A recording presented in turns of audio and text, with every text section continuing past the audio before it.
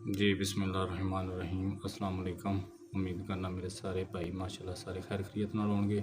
तो जनाब एक होर अज मैसेज कल एक मैसेज दिता सी अपनी आवाम नूं, एक होर अज छोटा जिहा मैसेज जनाब तुहाडी खिदमत च हाज़र है। जनाब मैसेज ये है कि जनाब अब तुसी लोग सर्दी दे विच पानी का बहुत कम इस्तेमाल करते हो तो ये बहुत नुकसानदेह चीज़ है।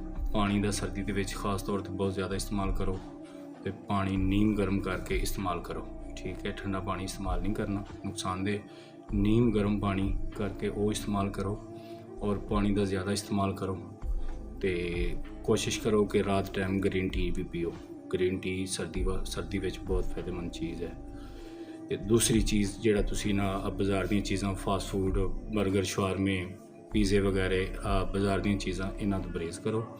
ये ब्लड प्रैशर ते तुहाडे मैदे दी ये जिहड़ा ना बीमारी का बैस बनते हैं। तो इन्हां चीज़ों तो खास तौर पर जिहड़ा ना परहेज़ करो बाज़ार दी चीज़ां तो, ठीक है जी। तलियां हुई चीज़ां ये सारियां बाज़ारी चीज़ां इन्हां तो परहेज़ करो। ये ब्लड प्रैशर ते दिल दी बीमारियां का बैस बनते हैं, ठीक है। बहुत मेहरबानी, बहुत शुक्रिया भाइयों का।